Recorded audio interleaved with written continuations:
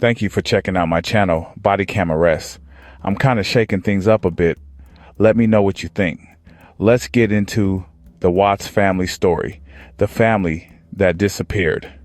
It was a life that seemed to shimmer, bathed in the warm glow of the Colorado Sunday. On the digital walls of Facebook, the Watts family appeared perfect. Smiling family portrait. Chris, Shanann, Bella, and Cece. Chris Watts, the devoted husband, the hands-on dad. Shanann Watts, vibrant and full of life. She built a business from her phone, and she shared her world with a smile. Bella, Celeste, Cece, two bright sparks of energy, their laughter echoing through the halls of their spacious Frederick home. It was the American dream, wasn't it? A handsome family, a lovely house in a quiet suburban neighborhood, and a third child on the way. Shanann was 15 weeks pregnant with a boy they planned to name Nico. From the outside, it was perfect, almost too perfect. But beneath that glossy surface, tiny hairline fractures were beginning to spread. The family's finances, for one thing, were under considerable strain. They had declared bankruptcy a few years prior. The pressures of a large mortgage and the lifestyle they presented were mounting. The stage was set. It all began to unravel on a weekend in August, the 11th of August, 2018. A Saturday, Shanann was in Arizona for a work conference, a quick business trip before returning to her life in Colorado. That night, Chris had a babysitter look after Bella and Cece, so he could go out. He went on a date with Nicole Kessinger, the other woman. To an outside observer, it might have looked like any single father enjoying a rare night out, but Chris wasn't single. His very pregnant wife was due home in just a few hours. The lies were piling up, one on top of the other, creating a fragile structure that was destined to collapse. Early the next morning, in the pre-dawn quiet of Sunday, August 12th, Shanann hosted a party at their home. It was a small gathering for a friend whose son was leaving for college. Everything seemed normal. Laughter, food, friends sharing stories. Chris was there, helping, playing the part of the good husband. But as the party wound down and the last guest departed, an argument ignited between Chris and Shanann. It was a serious one. Shanann had suspicions, friends would later say. That night, she confronted him. The silence began in the dead of night, Monday, August 13th. Nicole Atkinson had dropped Shanann at the airport and brought her home around 1:48 in the morning.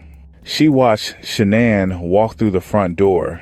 It was the last time anyone besides her husband would see her alive. Nicole had a doctor's appointment with Shanann later that morning. Shanann didn't show and wasn't answering calls or texts. A knot of worry formed in Nicole's stomach. This wasn't like Shanann. She lived on her phone. Silence became an alarm. Nicole's concern grew with each unanswered call. She drove to the Watts home on Saratoga Trail. She knocked. No answer. She called Chris at work. He sounded unconcerned. He said Shanann probably took the kids to a friend's house for a play date, but Nicole's intuition screamed otherwise. Shanann's car was still in the garage. Her phone, her purse, her wedding ring. Where could she be without her car, without her phone? It made no sense. Feeling a rising sense of panic, Nicole did the one thing she could. She called the police. Just before 2 o'clock that afternoon, an officer from the Frederick Police Department arrived to conduct a welfare check. Chris Watts arrived from work shortly after, letting the officer into the house. The home was quiet, eerily so. The beds were unmade, but there were no overt signs of a struggle. Shanann's phone was found wedged between the sofa cushions. Her suitcase was at the bottom of the stairs. Her wedding ring sat on the nightstand. But Shanann, Bella, Celeste. The initial search was puzzling. Chris told the officer he'd had an emotional conversation with Shanann when she got home, and that he left for work around 5:15 in the morning while she and the girls were still asleep. While Chris Watts was pleading for his family's return on television, investigators were working tirelessly behind the scenes, digging into the life he had so carefully tried to conceal. The first major piece of the puzzle came from Shanann's own phone records, which led them to her friends and family, who painted a very different picture of the Watts marriage. His co-workers at Anadarko Petroleum were questioned, and there, investigators hit pay dirt. They learned about Nicole Kessinger, the woman Chris had been secretly seeing for weeks. When detectives interviewed Kessinger, she was cooperative, realizing with dawning horror that the man she thought was a separating father was at the center of a national tragedy. Meanwhile, a crucial piece of physical evidence came from a neighbor. The footage showed Chris Watts' truck. They saw him loading things into the cab and the bed of the truck. The polygraph examination took place on Wednesday, August 15th, just 2 days after his family was reported missing. Chris Watts sat in a sterile room wired up to a polygraph machine. The questions were direct. Did you physically cause Shanann to disappear? Do you know where Shanann is right now? Are you lying about the last time you saw them? With each denial, the needles on the polygraph danced wildly. After the test, the examiner came back and delivered the news bluntly. You failed horribly. The facade broke. He began to change his story, but not the whole truth. Not yet. He asked to speak with his father at the station. With his father in the room, Chris spun a horrific tale. He said he told Shanann he wanted a separation. Then he claimed he saw on the baby monitor Shanann strangling Celeste. He said he saw Bella, blue and lifeless, on her bed. He claimed he then strangled Shanann in a fit of rage. It was a desperate bid to paint himself as a victim. A confession partial and self-serving.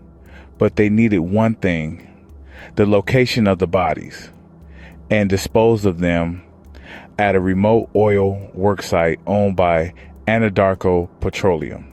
At sunset, a convoy of law enforcement drove into the Colorado Plains.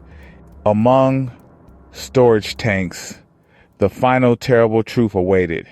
The recovery at the Survey 319 oil site was a grim task that stretched into the early hours of August 16th.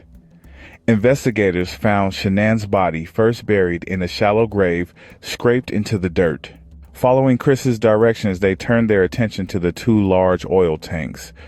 Chris had shoved his daughter's bodies through the 8-inch hatches at the top of the tanks, submerging them in crude oil. Forensic evidence and eventually his own full confession revealed the true sequence of events. In the early hours of August 13th, after his argument with Shanann, Chris Watts had strangled his pregnant wife to death in their bed. As he was wrapping her body in a sheet, his daughter Bella walked in and asked what was wrong with mommy. He then loaded Shanann's body into his truck, put his two daughters, still alive, in the back seat and drove them all 45 minutes to the remote oil site. There, he smothered Celeste with her favorite blanket and dropped her body into a tank. Bella watched, pleading for her life, before he did the same to her. To avoid a lengthy trial and the possibility of the death penalty, he pleaded guilty on November 6, 2018. On November 19th, he was sentenced to 5 life sentences without the possibility of parole, plus an additional 84 years. The case of the Watts family sent a shockwave across the world. Why? It's a question that still echoes in the silence they left behind. Thanks for your support. Leave a comment, like, and subscribe.